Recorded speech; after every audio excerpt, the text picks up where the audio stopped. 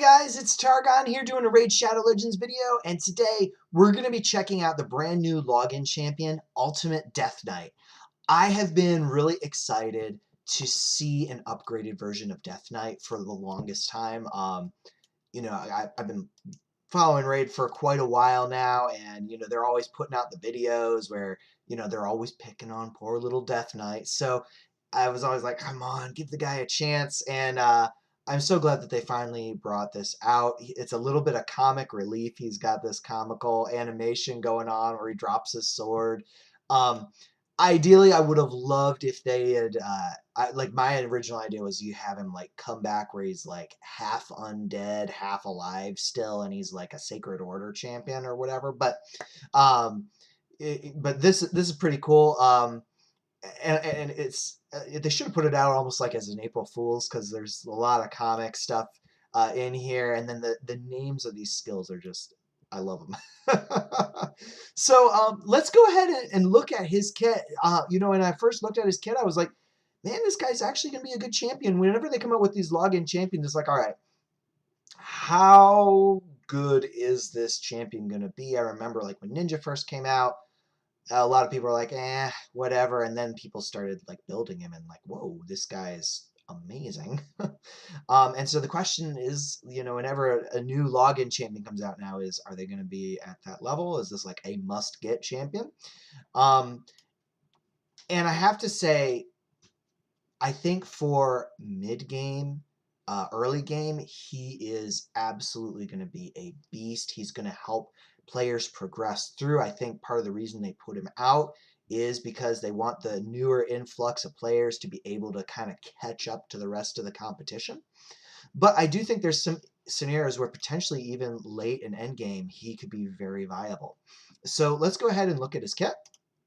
A1, Heckler of Legends. Attacks one enemy, has 30% chance of placing a provoke debuff for one turn. Chance increases to 55% against a legendary champion, and those numbers go up by 20% if you book him.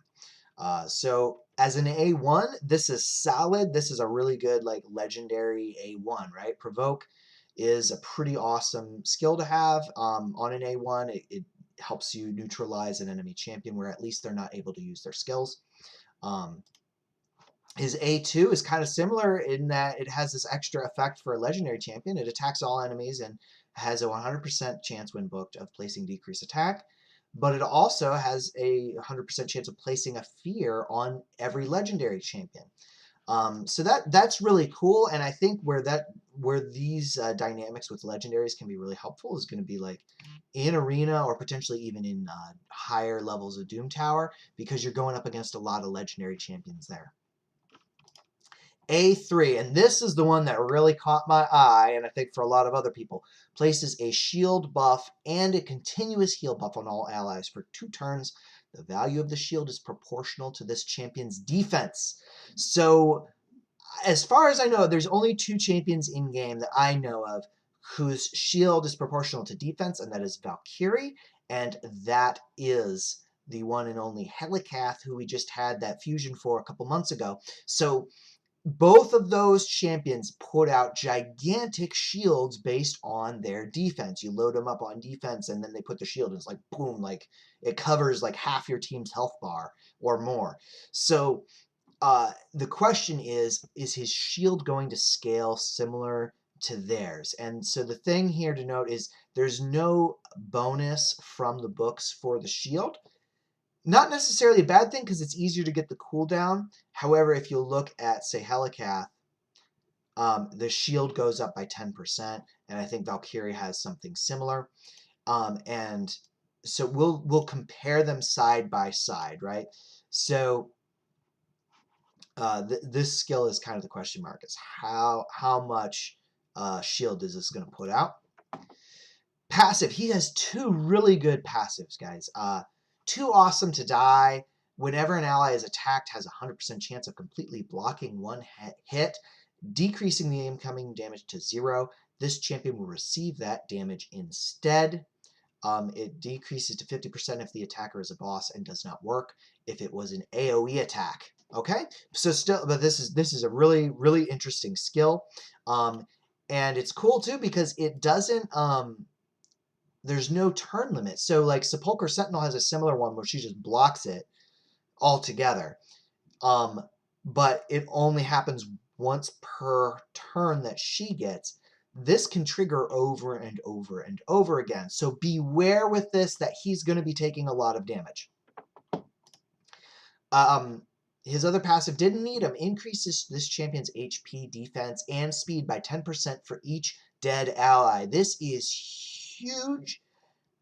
And so this makes me think he could become a solo artist. You'll see videos where people are, out there soloing different bosses. I really think this could make him a very viable champion for soloing a lot of different bosses, especially Dragon. I did look around. I didn't see any bosses mentioned other than Dragon that people are soloing him for. I think Ash did a video on it. I didn't watch it, but I did see where he was talking about that you can do it. I did try running him solo on Dragon 20. He's not booked, and he got like halfway through the boss, and then he died. So I'm pretty sure if booked, Dragon 20 is going to be pretty easy, and probably with the right stats, Dragon 25 shouldn't be an issue either.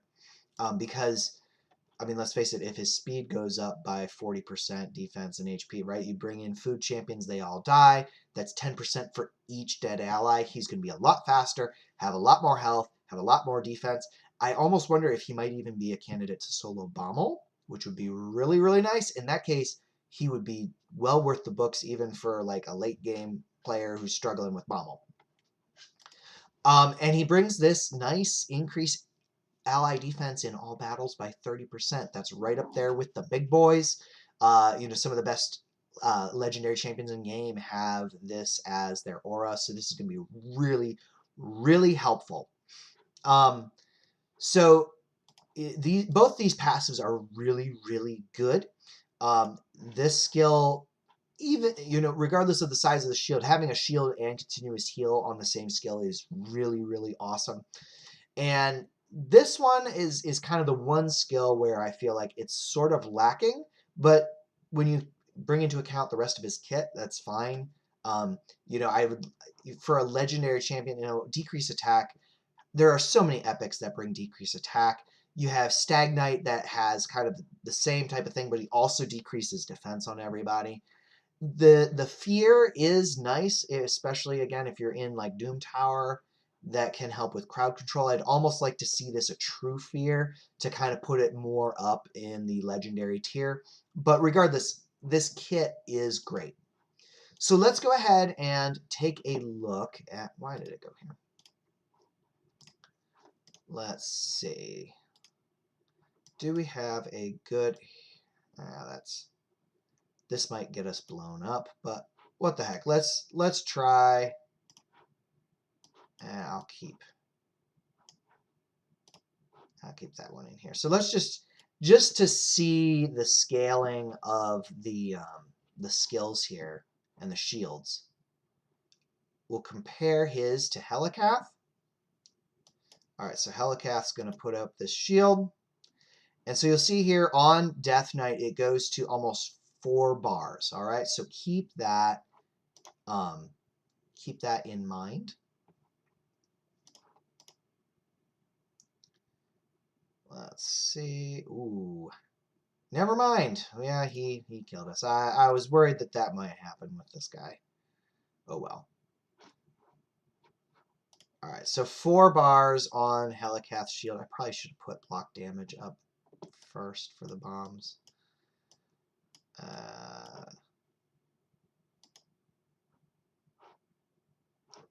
So let's just try this again. Should have thrown Doom Priest in there. So we're going to go with block damage. And now we'll look at his shield.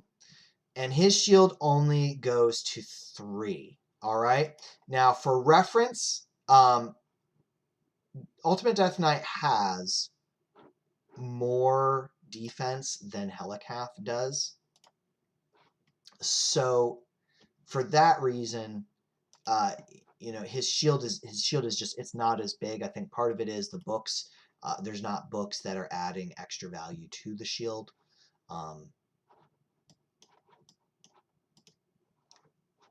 So in that regard, he's not, in terms of just like pushing through content, he might not be quite as end game, at least in terms of like the shield and the heal, as perhaps a Helicath or a Valkyrie. But for progression, I mean, even so, I mean, that shield is pretty good.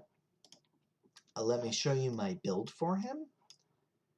And I haven't fully leveled him. Again, there's no books in him. I'm not one of those guys that just got a library sitting around waiting for someone to come and read the books. I have to, choose which champions I book very intentionally. So there's other champions that I'm kind of looking to book ahead of him, just because I already have Helicath, who can put up a bigger shield. I have other ways of healing, so it's not like I necessarily need it as much. But I think if you're early game or mid game, he is definitely worth the books. And again, I think for soloing stuff, it's going to be well worth it. I have him in a mix of things, so I have the immortal sets to give him a little bit of extra healing. In hindsight, I should probably increase that with more immortal or perhaps regeneration. And then I just kind of threw the sets on him that kind of worked out. So total stats, I went all defense, and then I tried to get, as much HP and speed as I could, and enough accuracy to land his debuffs. I'm not worried as much with damage. Maybe we can do a damage test later, but when I'm looking at his kit is all designed about keeping me alive, keeping my team alive. And so I want to make him tanky so he can survive, and I want to give him some accuracy so he can land those debuffs, because he's got a lot of debuffs. So ideally, I actually want to bring his accuracy up. Speed, that's solid. The 5,000 defense, practically speaking, yeah, you can get higher, but like for most content, you're going to want more HP and accuracy and so forth.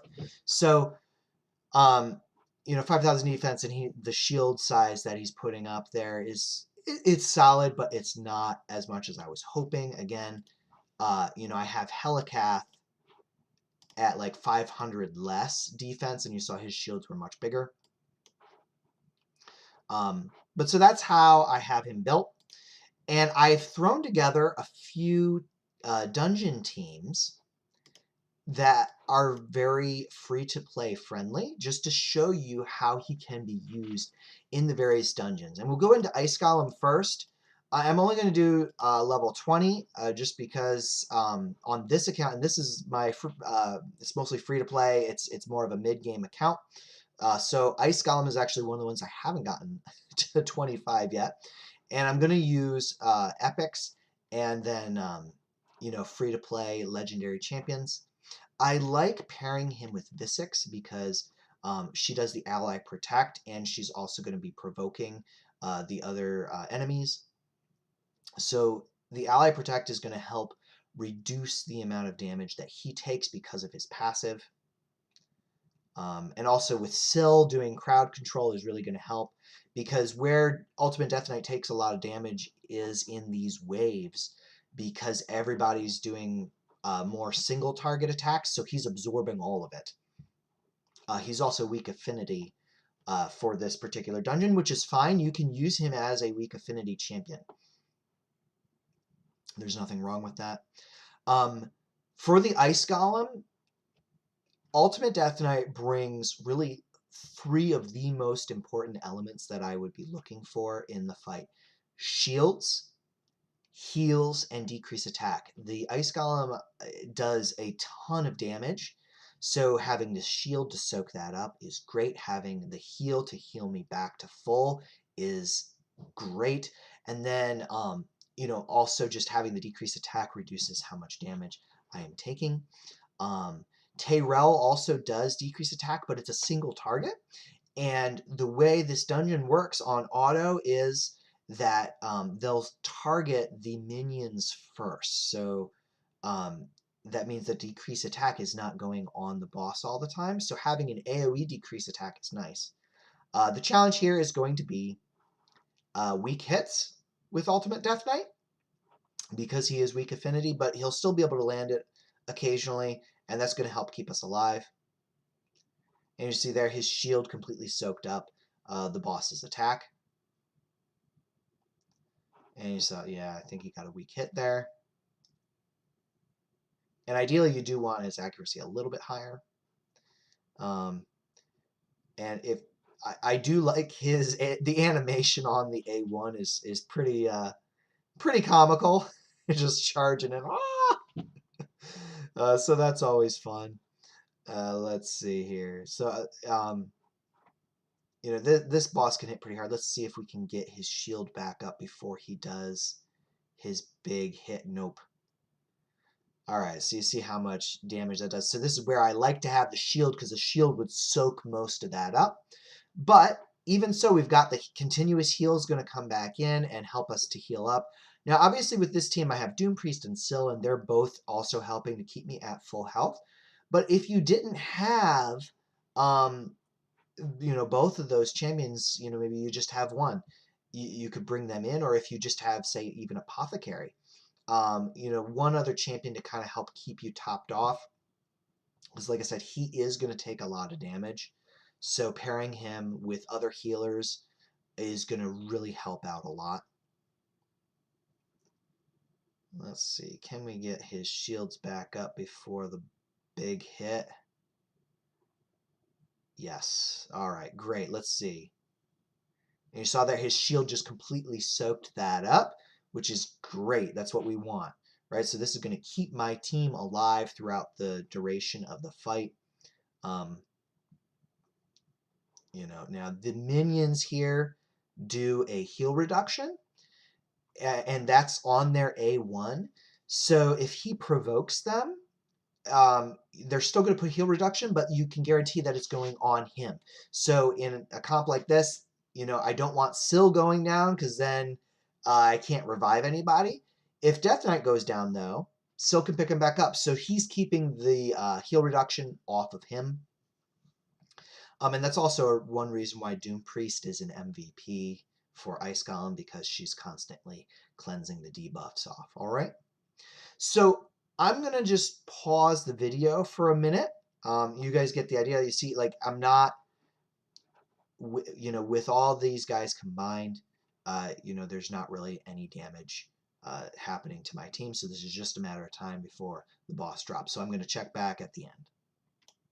All right. So 5.5 minutes is not bad. Again, this team is just designed to get through it. This is not supposed to be a speed run. This is to help with progression. There's plenty of other champions that you can bring in to speed things up quite a bit.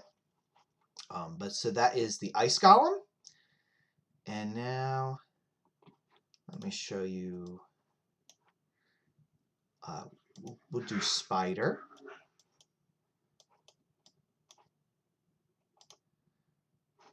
And so this is a variation on, I did a video, again, showcasing kind of this team setup where you have one champion who is tanking the damage, so ideally an off affinity champion.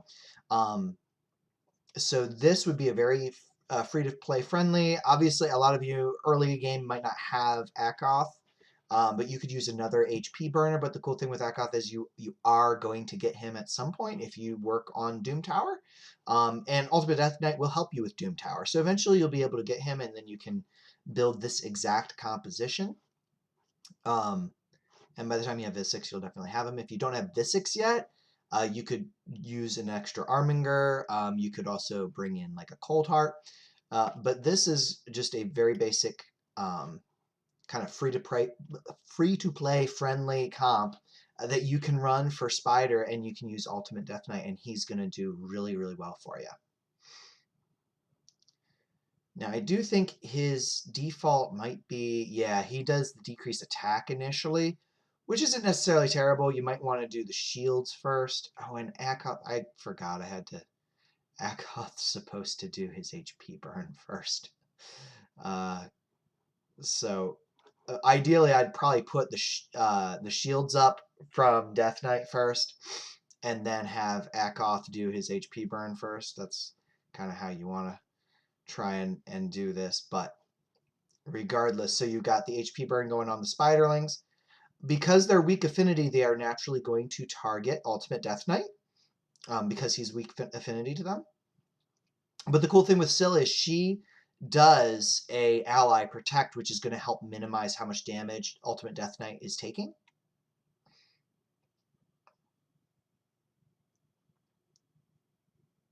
And that's also why we would want, for something like this, to bring in Syl, because she helps drop turn meter on the Spider Queen, but she also can pick up Ultimate Deathknight if he drops, because he is going to take a lot of damage.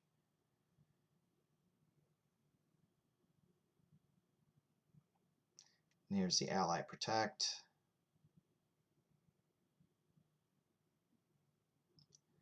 I'm not sure how much. Yeah, so there you see how he's not taking quite as much damage because the ally protect is there.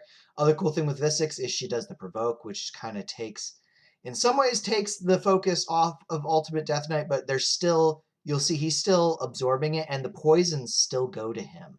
It's kind of hard to see with how the bar is, but you see he got all that poison that was going to go to Visix. So, fortunately I have Syl, and she's going to be able to pick him up in just a minute here.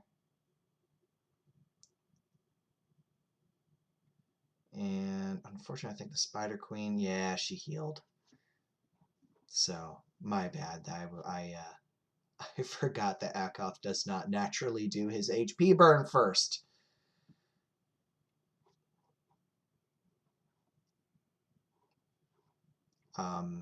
I did a trial run on this earlier where I manualed those skills, and it only took 2 minutes. So this will be probably a little bit over 3.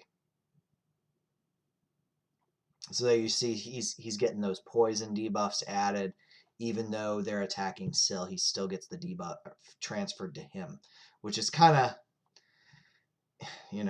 not really ideal. So this is where I'm thinking I might re-gear him in regen, just because he's taking so much damage. And again, this is every single hit. So these spiderlings, they're going every single time, and he's taking all of that damage. But you saw there, so just barely over 3 minutes, he did the job just great. He did go down that one time, but that's why we bring in Syl. So this would be a really easy, free-to-play, friendly comp for Spider. I'm not going to show Dragon. He's great in Dragon. He's got the shield that helps block, the incoming attacks and so forth, and the heals. So, kind of just the same concepts. He's keeping you alive. And Fire Knight is one dungeon that he's not perhaps the best suited for, just because he has a single hitter on his A1 and even his A2. It's a single hit. So with Fire Knight, you want to have the multi-hitters. If you had like maybe a pair of Cold Hearts and then like a few other champions to help keep you alive, then he would do great, because he's going to help keep everybody else alive. But by himself, he's not like a ideal champion for Fire Knight. But again, if you have the champions to bring down the shield and do the damage, then he can be really good just to help keep them alive. So Cold Heart, for example, is notoriously squishy.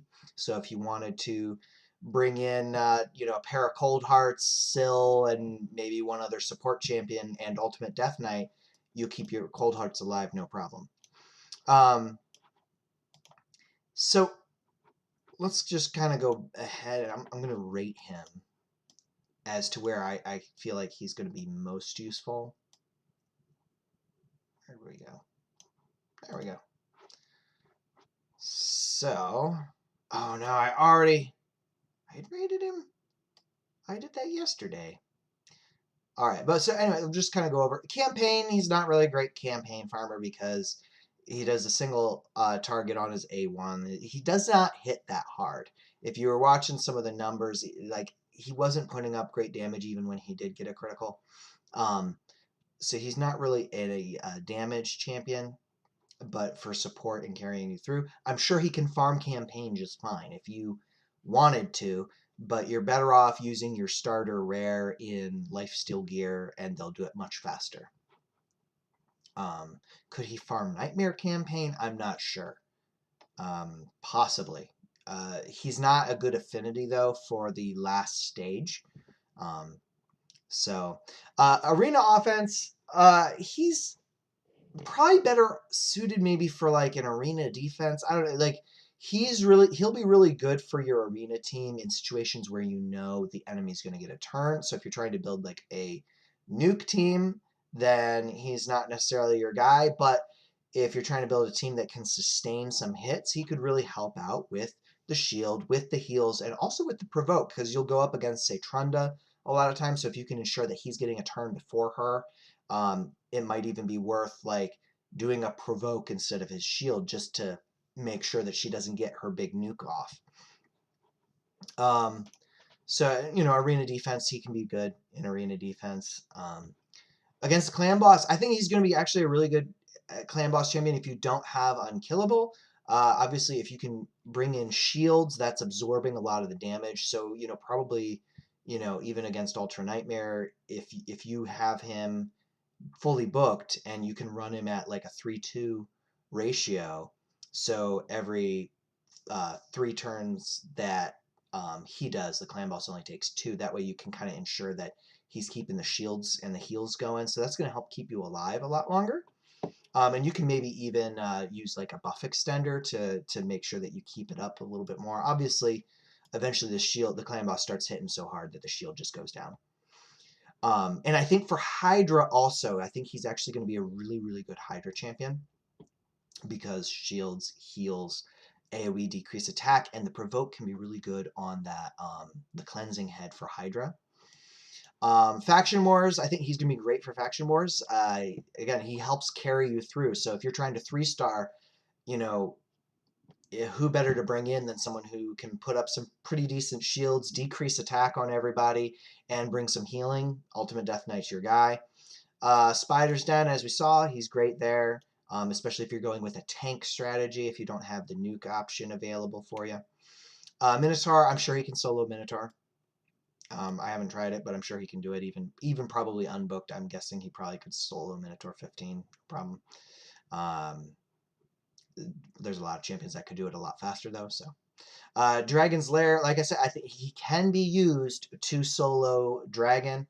I don't have him built for it just yet, but it can be done.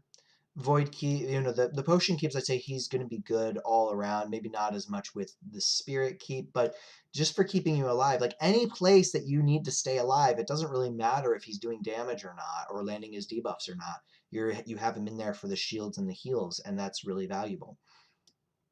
And then Fire Knight, again, kind of like, in the right composition, he can be great, but by himself, he's not necessarily as much of a Fire Knight champion.